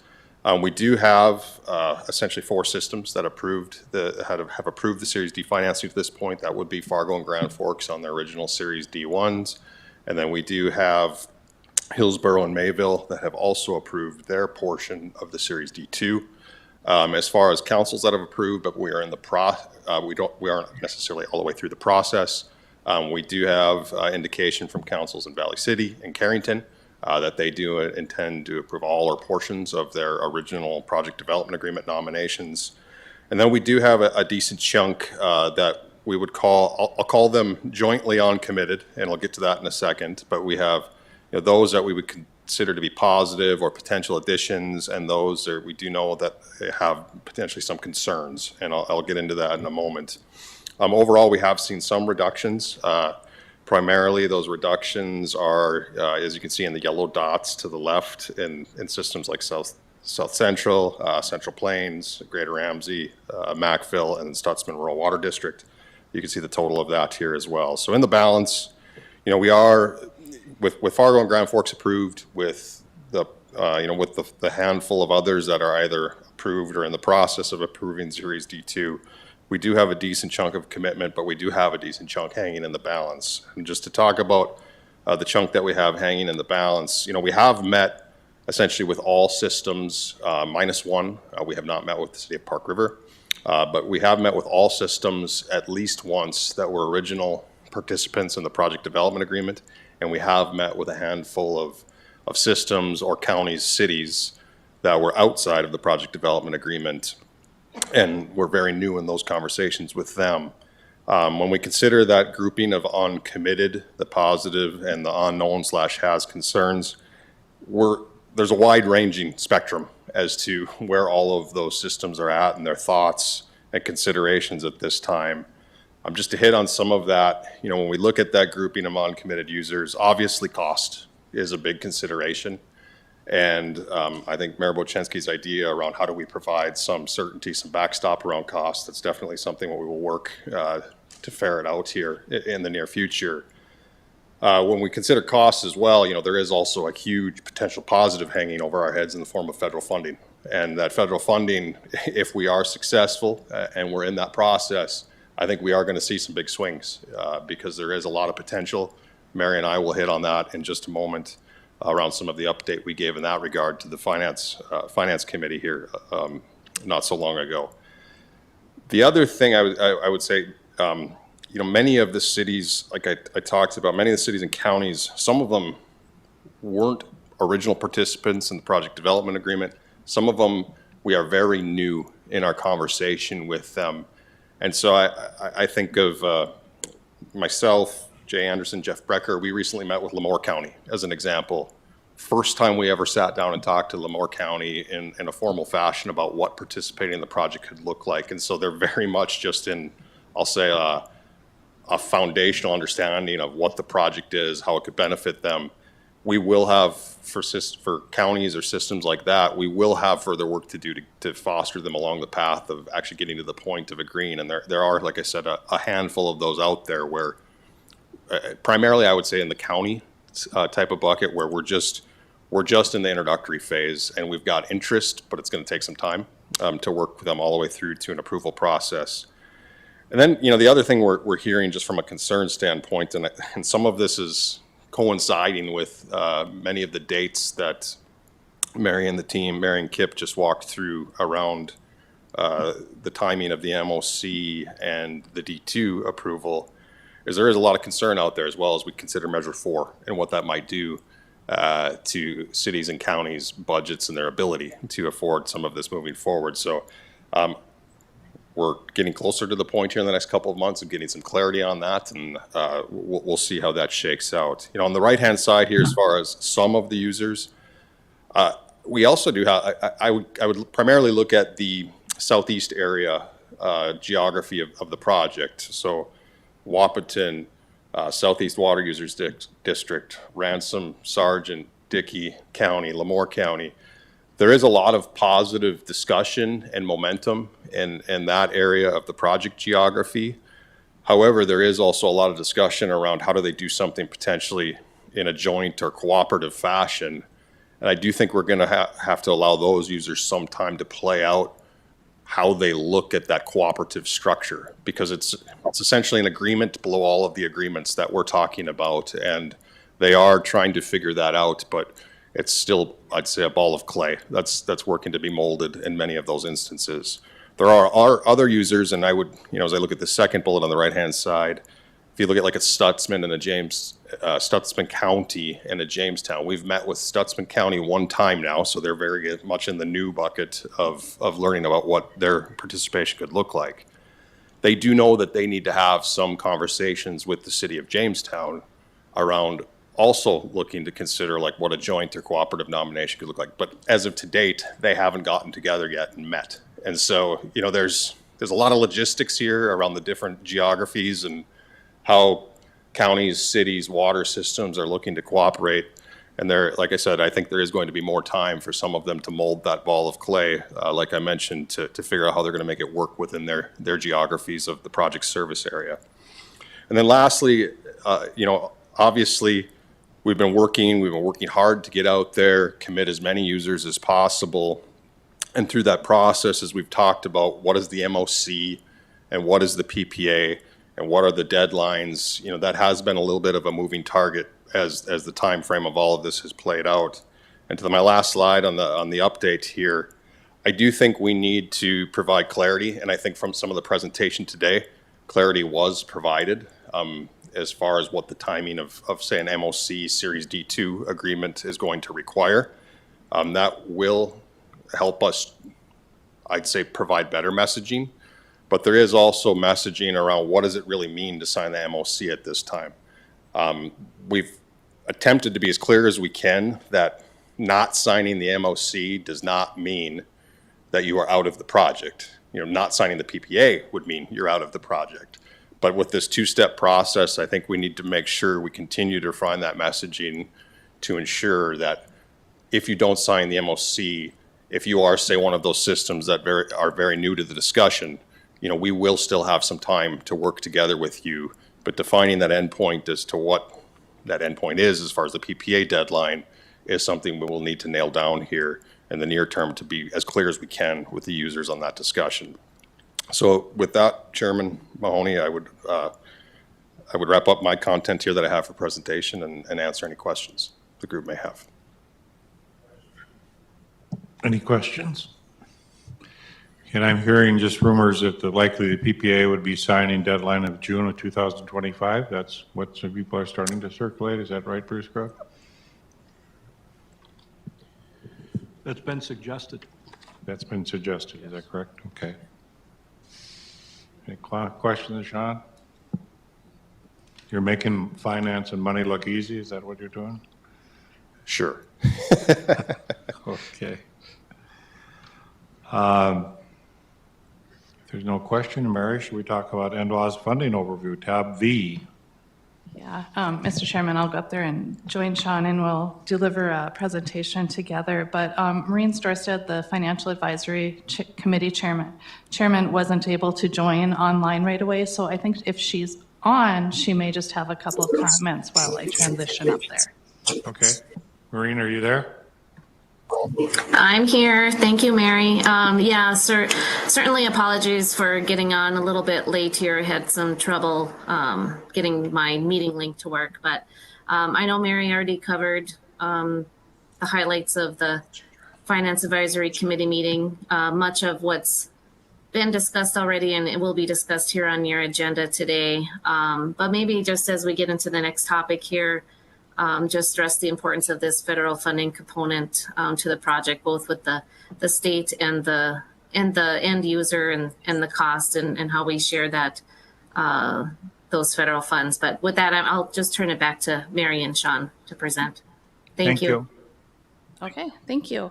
We'll start with our financial update. I won't cover this slide because everything is in your book that we're going to cover.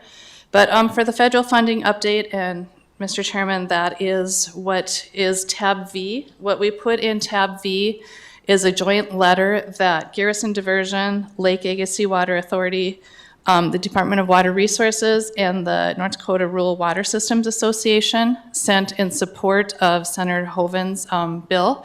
We finally have a number for it instead of calling it just DWRA increased authorization or amendments. It's Senate Bill 4996. It's Dakota Water Resources Act amendments. Senator Hoeven introduced this. They had a hearing on September 11th for this. The only witness that was testifying on behalf of this bill, and there were many water bills at that same hearing, was Commissioner Tootin from Bureau of Reclamation, which we had in this very room earlier. And in that bill includes $454 million for NDOS project features. That's the same number that we have been presenting to Senator Hoeven, and when we had the special meeting with Senator Hoven and Commissioner Tootin, that's the same amount. And we've been evaluating the potential benefits of receiving that funding. Just a little bit of follow-up. On Friday, we were working with Senator Hoven's office with some follow-up questions that Reclamation had on the bill. I'll state that there were no questions that we were working on for NDOS. They didn't have any questions on NDOS. So I think all of the pre-work that Garrison Diversion and Lake Agassiz did with Senator Hoven and Commissioner Tootin really paid off on that one. They did have some questions for rural water and Southwest Pipeline, which are also in that bill. So that's what we were working on Friday, trying to answer those questions. But we thought that it was really positive that there were no follow-up questions for NDOS. Tomorrow, they are having a business meeting of that committee where they are hoping that they'll be able to kick out that bill. Our legal team from Washington, D.C., BHFS, will be attending that meeting and will send out an email to us after that's done. They hope that the bill will get kicked out by then, and then hoping that it could pass by the end of the year. That's always very iffy, but hoping on that. So that was all of the update on working with Senator Hoven. Before we get into the financial part of that, how that would really help the users, were there any questions on the bill? Any questions? I think it's great news that it's finally going forward, and the idea of 1.4 billion is a lot of money, but yet ours is only 454. So somebody thought it was $10 million more, but he always likes to push it a little bit more. But it's a good number, and we should thank Senator Hoven for moving this forward. Okay. And our next slide is just to kind of give a refresher when we're talking about NDOS, that is the orange part on the slide there. The NDOS features that were included in the record of decision and would be eligible for the project funding through DWRA is the McCluskey Canal intake and pump station, the main biota water treatment plant, the hydraulic brake tanks, and pipeline. And Kip and Paul, please correct me if it's not 32 miles of pipeline. All right, 32 miles of pipeline. So those are the only features that would be eligible for that funding through the federal government. And the total forecasted project spend for the project is a total of $1.27 billion.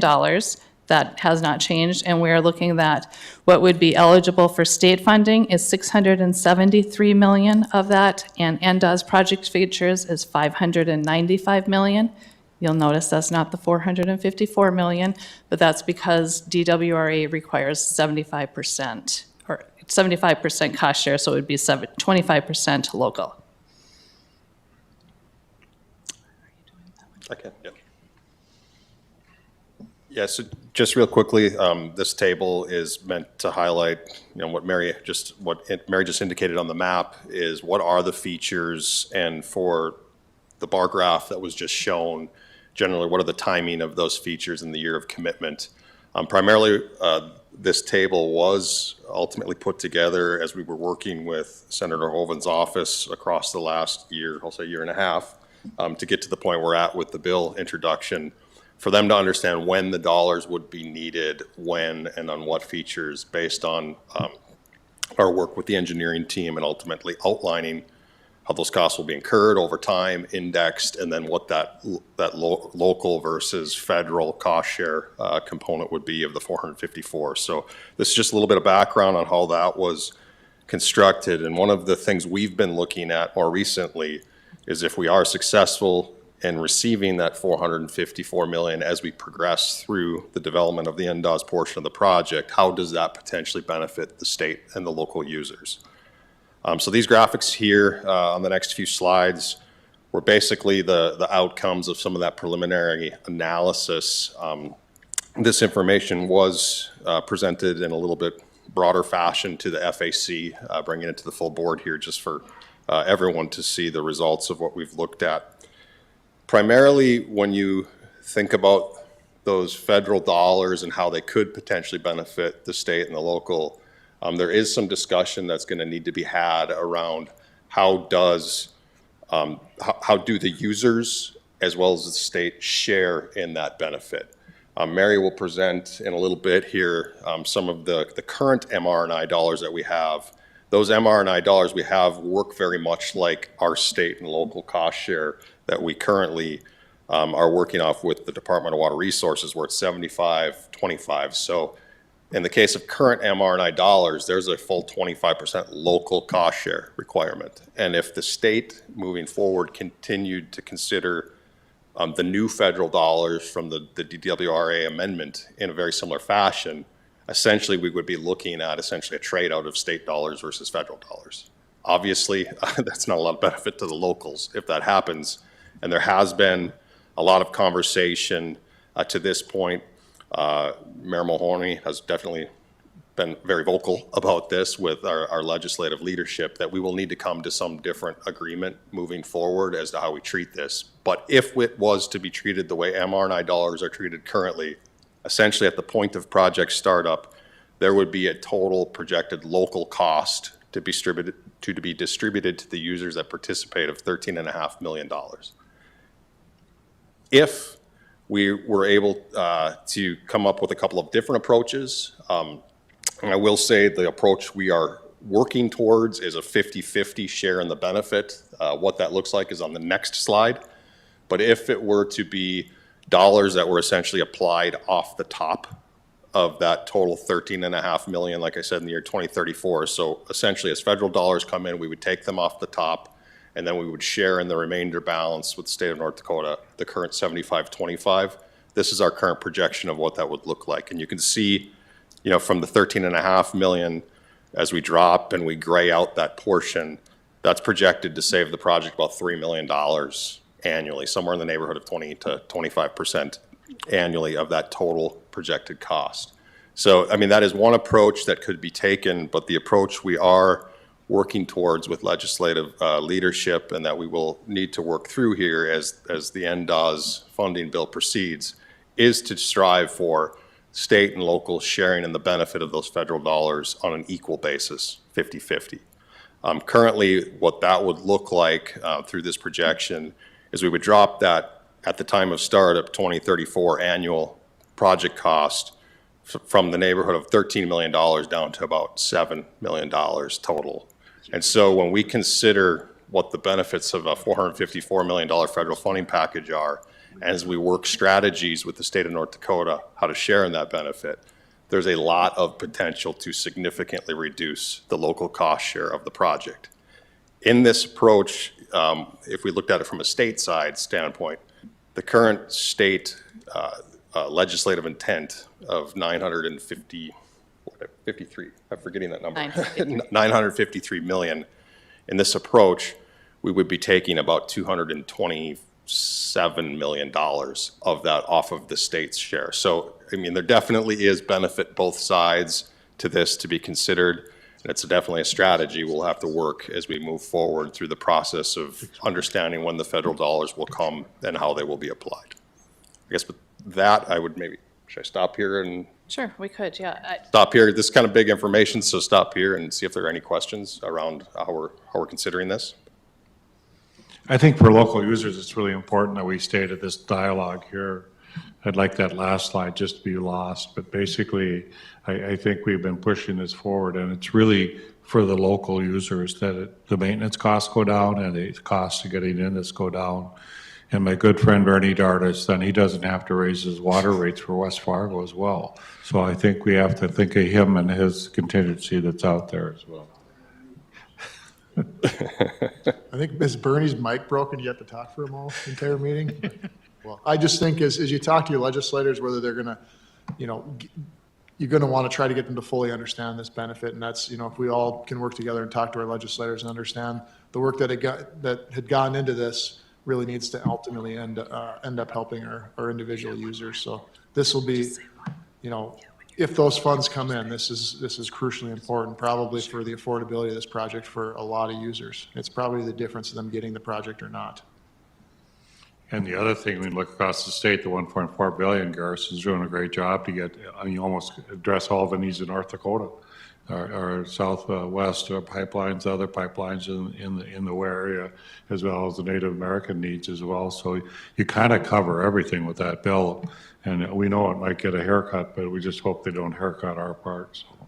And Sean, maybe to Chair Mahoney's, maybe the middle slide, NDOS with 75-25 off the top, maybe that slide should say, what if it was 100% towards the users and the compromise is the 50-50? Maybe that gives a little better viewpoint, but. We can work on that. Yeah, it's always a negotiating tactic to start, way over here. Yeah. Thanks. So I'll just follow up a little bit for everybody's information. I've been meeting for the last 2 or 3 bienniums with legislators along with Garrison leadership and Lake Agassiz leadership. Mayor Mahoney, Mayor Dardis, Mayor Bachinski has been in there. And we have constantly had the message is to split it 50-50 with the legislators. So leadership has heard this for the last 2 or 3 biennium. So it's nothing new that they haven't heard, but it isn't the current policy. And I think that when you look at this recapped slide that Sean kind of already covered, in the other ones, it shows a tremendous saving for the locals, but also a tremendous saving for the state. So to continue to work on it, that we're still carrying that same message forward, that it's not going to be brand new with the legislators. Okay. That kind of brings me to how the current MRI works, and like Sean had said, the current MRI program is kind of used as the federal dollars are state dollars. So right now, NDOS has some federal MRI dollars under the current Dakota Water Resources Act, and this is the last of the MRI dollars for Dakota Water Resources Act. After the FY24 funds are approved, there's no more dollars left for MRI program. But NDOS was awarded $3 million in FY23 federal funding, and also FY24 is $3 million. The State Water Commission approved that, and Garrison Diversion Executive Committee is going to be looking at that tomorrow at their meeting. So there's $6 million in federal funds that are available to keep moving and advancing NDOS forward. The problem that we do have is that we don't have the local match for that. And that would require a $2 million local match. So you'd have $6 million of federal MRI funding plus the $2 million in local funding to have $8 million to continue moving NDOS forward, so that if the new additional federal funding comes in, we're shovel ready for some more of the projects. Looking at how would we do the local match, the Water Infrastructure Revolving Loan Fund, which we have been talking about at the 40 years, 2%, no payments for 2 years, and then interest only for 3 years, and then it's sculpted. In conversations we've had with Bank of North Dakota, they have said that there's an additional $2 million available with those same terms. So if we wanted to do a Series E to get that extra $2 million, to have $8 million in NDOS funding to move forward, it would require a Series E financing to match those amounts. And Mayor Mahoney, Bachinski, do you want me to continue on how we thought about doing Series E? Since it wasn't included in the current biennium where we had $180 million in state dollars and the $60 million in the local match, working with Bank of North Dakota, they said it's available, but in able to keep this moving forward and to get those dollars put to use, that Fargo and Grand Forks have said that they would be willing to do Series E. And then all of that would end up in the true up with Series A, B, C, D, E, So and do you maybe need a F. motion to advance that? Yep, to do the $2 million for Series E. Okay, so moved. Is there a second? Second? So we're motioning to have Grand Forks and Fargo take care of it? Yeah. All right. It seems like a tough decision for everyone else. I did, by accident, yeah. I just wanted to show enthusiasm for the motion. And I know Bachinski almost wanted to second it, but. Yeah. He beat me to it, that's okay. Roll call vote, please.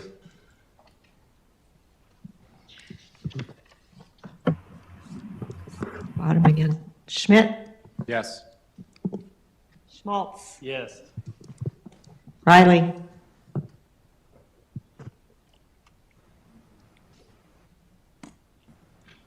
Mahoney, Yes. Johnson, Erdman, Yes. Carlsrud, Yes? Broussard, Yes. Bonchak, Pachensky, Yes. Bigwood, Yes. and Eltoff. Motion is carried. I was confused, it's going backwards, it gets this screwed up. Mary, are you still on, or? I'm still on. I'll try and hurry up Okay. because I know that we're supposed to be out of here around 11:30 maybe. We're just getting close to our deadline. The governor's coming in here pretty soon, so I just will remind the team we have about 15 minutes left here. So tab W is just in there for your information. We've talked about Series D2 a lot. This is actually the approval from Bank of North Dakota, extending that extension from August of 16th of 2024 to now we have till February 16th of 2025 to draw on the funds for Series D2.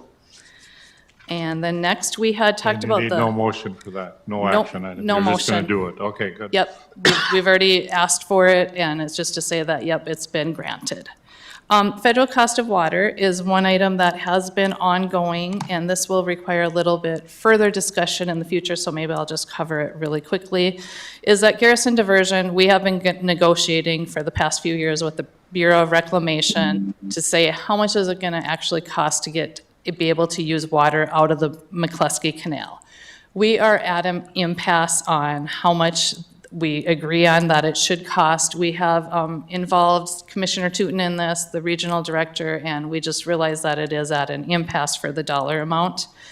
Bureau of Reclamation started with, it would be $73,855 to use the water. They have now revised that down to $47,501, and I should state that this is per CFS. Garrison Diversion, and going through all of the records, we proposed $9,608. We realize that we're at an impasse, so it would either take legislation or something else to get us on the same page there. And then actually, Sean, I'll let you cover this one quickly. Okay, yeah, I'll do it real quickly. Yeah, so just to provide some context as to what that cost means within the overall program budget and how we're looking at that purchase or reimbursement of those costs. We did do a quick look at this just to, like I said, provide an understanding and context. So if the $7.8 million, if we were to bring that forward to the State Water Commission and request cost share and then ultimately finance that local share like we are proposing with the remainder of all program costs, you can see with that analysis, again, if we were successful in cost share and ultimately if we were successful in securing a portion of a future series loan to pay for this, how that would ultimately work out. So in the 7.8, you can see ultimately it boils down to about $71,000 annually in cost, or $432 annually per CFS purchased from the principal supply works. That number basically would scale on what their original proposal was versus what Garrison's proposal was. The thing I would point out is we don't have cost share for this yet. So ultimately, when Garrison Diversion and LAWA do come to an agreement on how we proceed forward with the Bureau, cost share will need to be applied for in order for these numbers to become a reality. So the Lake Agassiz Financial Advisory recommended to move forward with the cost share with the current proposal from the Bureau of Reclamation. Like I said, Sean had said, we don't have current state cost share on this. So we would need to ask for that next biennium if that was to move forward. But I'd also state that Garrison has not acted on this, and I do think that this is going to be an ongoing discussion that should be between the Garrison Diversion leadership and the Lake Agassiz leadership. And I think we need to elect federal legislation for this, work with our consultants in Washington to get something on, because that's an unbelievable cost if we're going to charge that much. John, isn't that a lot to ask for water? I mean, it's just pulling it out of Missouri. I think it depends upon, depending upon your position, you're negotiating, it might not be much to the person selling it, but it's certainly a lot for person buying it. Yeah, but it adds our cost. If we go to full use of the project, it's going to be expensive. Yeah. Well, I think, Chair, if I could just, and it's a one-time cost, just so people are aware, it's not an annual cost, it's a one-time cost. Essentially, it's for the feds to reimburse their cost of building that infrastructure. that you're paying back to use that water. So, I mean, for a one-time cost, like if we do get the state share, if you're someone that's in for half a CFS, you're going to pay $200 a year. It's pretty small, but it's something that needs to get done and needs to get buttoned up. Why are you in favor of the federal government? They have a lot of money. Yeah, well, good luck. North Dakota has a heck of a time trying to get that. So. Anything else on that? So, Mr. Okay. Chairman, that was a motion from the Financial Advisory Committee to the Lake Agassiz Board to move forward with that. I'm not the parliamentarian. Is there a motion? But do you have to do something with that to just table it so that we could continue to talk with Reclamation and Garrison and Lake Agassiz leadership could talk about how to jointly move forward with that? We could do that. So you don't want a motion? Well, there is a motion from the Financial Advisory Committee to the Lake Agassiz Board. Do you need to act on it? I think we might as well, just move forward, and that's the path. If something changes, then bring it back. Chair Mahoney, I think the committee felt with all the good news of Senator Hoeven, what he's working on with the $400+ million, this was a reasonable cost. It's a one-time cost. There's another cost of, annually to operate it. So I think we were at the committee thought we were at the law of diminishing returns, and let's move forward in good faith. That was the sense of the committee. So you're suggesting this motion we should go forward, Todd? I am. So do I have a motion? I'll make the motion. Is there a second? Second. Any discussion? Roll call vote, please. Eltoff. Yes. Bigwood. Yes. Buchensky. Yes. Bonsack. Broussard. Yes. Carlsrud. Yes. Erdman. Yes. Johnson. Mahoney. Yes. Riley. Schmaltz. And Schmidt. Yes. Motion is carried. Very good. Are you two done now, or one more thing? Real quick, just one last item, Chairman. So I don't believe this was formally on the agenda, but we did want to make the board aware that there has been some recent information that has been broadly shared across all of the prospective users as far as where we're currently at and what we understand about what their share of D2 financing, what that cost would be over time, as well as we apply those terms from B&D, how that has changed some of the original forecasts that we've provided them. So just real quickly, back in February, when we first started the process of going out to meet with all of the users, we did provide all of the users a financial summary. The biggest thing I would say that we wanted to make sure users understood now at this time from a financial perspective is those summaries in early 2024 did show some costs occurring sooner than we currently now know based on our discussions with Bank of North Dakota here over the recent months. And so we wanted everyone to be aware that from what we gave them in early 2024 to where we're now at in our work with B&D, that the cost outlays have changed. Primarily, and this is good news, what we wanted them to understand is that as they look to commit to the MOC and the Series D2 financing and then future series financing, we got a better understanding as to the timing as to when the deferrals, interest only, and shaped principal periods will work. And as an example of that, this is just, and sorry, Jay, we used your system here today for this. So this is one of the summaries that was provided, and this one to Southeast, showing for the D2 financing specifically how their costs, if they committed to D2 at this time with the MOC, are expected to be incurred over time through the deferral period, ultimate to the interest-only period, and then thereafter the shaped principal return period. And if we apply those same terms moving forward, and this is where the big difference is in early 2024, we showed users would have some potential cost here if they were to commit, and this we were thinking, mid 2024 at the time. That now, like I said, the big kind of message and the big positive here is that if a user does commit, it's not as if they're scrambling to get some of this into their budget for, this next year. They've got a couple of years to start to plan and work these costs in with that deferral period through 2026. And so I don't know that all of these have been sent out, but a majority have been sent out to the users through a handful of emails that Dwayne has been sending on Garrison's behalf to the users to update them on what we now understand on these costs. Very good. That's everything I have. Brent Bogart, legislative update. Yes, thank you. Just give a quick update to the board.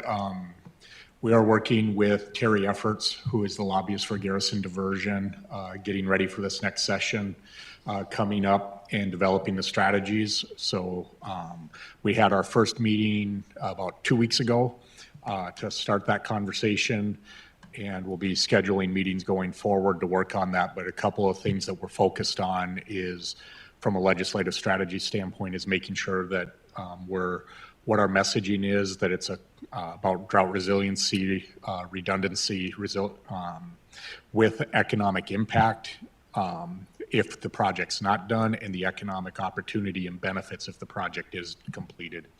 So that's one of the areas that we're really focusing on, as well as making sure that we continue with the legislative intent that was passed last session. And we have started some discussions if we want to look at trying to work towards that accelerated build schedule for this as part of the legislative ask to get the project done quicker. So those are kind of the big items right now that we're focused on. The group will be meeting regularly to work on that, and I'll be bringing information back to the board as those strategies are getting developed so that everyone's aware of the messaging that is going to be going into this next legislative session. And as always, if you've got questions or thoughts of the things that should be incorporated into that, please let me know. Any questions of Brent?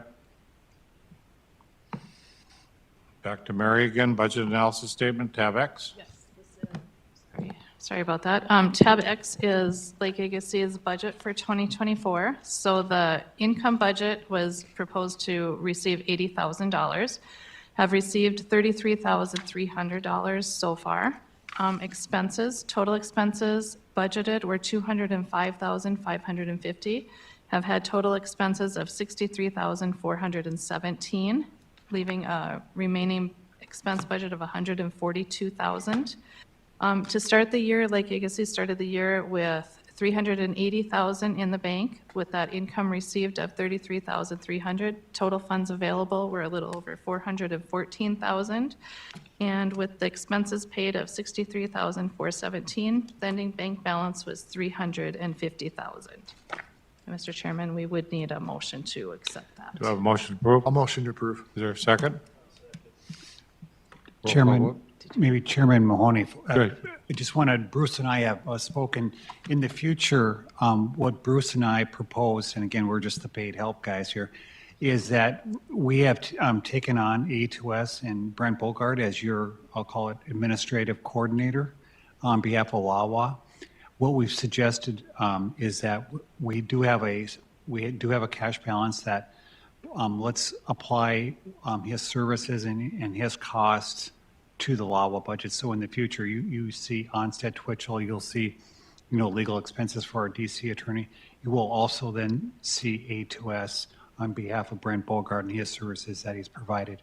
So we think we have enough cash right now to integrate that in, but we'll have to look at what our revenue stream is moving forward. But Bruce and I wanted to let you know, you'll see that in your upcoming meeting. Very good. Mr. Chairman, if I may, I do think that there's enough in the line item of admin, legal, and financial for this year, for 2025, and we may have to look at that. So there shouldn't be any budget changes needed for this year. Very good. Thank you for clarifying that. Bills paid, tab I Y. think you need to do the roll call. Oh, roll call. Oh, yep. Do we move and approve already? Yeah. Okay, let's start here. Schmidt, Yes. Schmaltz, Yes. Riley, Mahoney, Yes. Johnson, Yes. Erdman, Yes. Karlsruhe, Broussard, Yes. Bonsack, Wojcinski, Yes. Bigwood, Yes. and Eltoff. Motion is carried. Fair? Yep, and since we're running out of time, I'll just say tab Y and tab Z are in there for your information of the bills paid and who has paid their dues. And I'd answer any questions if there were any. Any questions? Washburn, do you want Brent or Bruce to answer that one? Well, just an update since the last board meeting. We did drive to Jamestown and met with Larry and Tim from Washburn and had a presentation tailored for them that Sean helped us show. And for some reason, I got the impression they didn't understand that the first 2 years is deferred. And when they heard that, they thought they could get the MOC executed on our November timeline. So I think we've delivered that message all along, but the 2 years deferred, 3 years interest only was pretty much a game changer because they didn't have to come up with any money for 3 years. Brent? I'm following up with them because they did discuss potentially having this on an October commission meeting for discussion. So I'll be following up with Washburn to see if we need to be in attendance for that. And Ann, do you have anything to add to that? You were at the meetings too?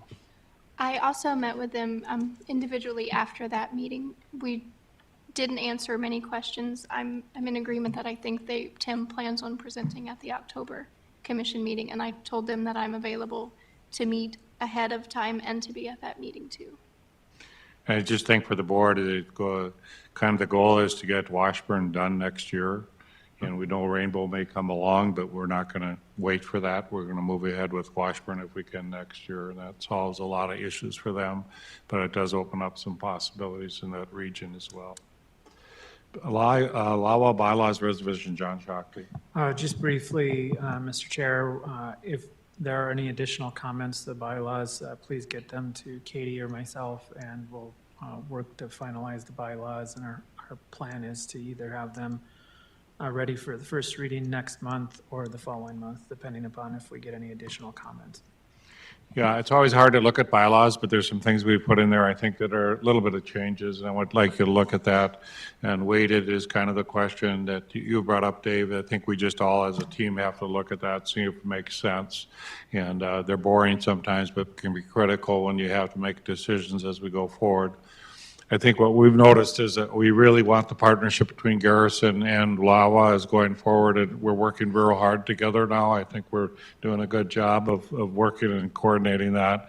But I think one of the things we noticed is just on function and how we do in governance is this board has to sign off on elements of contracting. It has to sign off on elements of where we're going forward. So we may be asking as a board to be making action items more often just to make sure that we're continued on that path, because the contingency funding, all those things have different ramifications, but we feel as a board you should be informed and you should be the one making the decision on that. Would that be fair to say? Yeah, no, absolutely. And I know Mayor Karlsruhe, that was one of the things that he had to bring back to his city council is to make sure that they got a say in the project. And I think that's the beauty of the way it's set up now is everyone's got equal voting. So if you don't like the way that the bylaws are set, then don't vote for them. You got input on it. So we're happy to work through that and make sure that something's fair and equitable for everybody. So thank you. Any other business to be had today?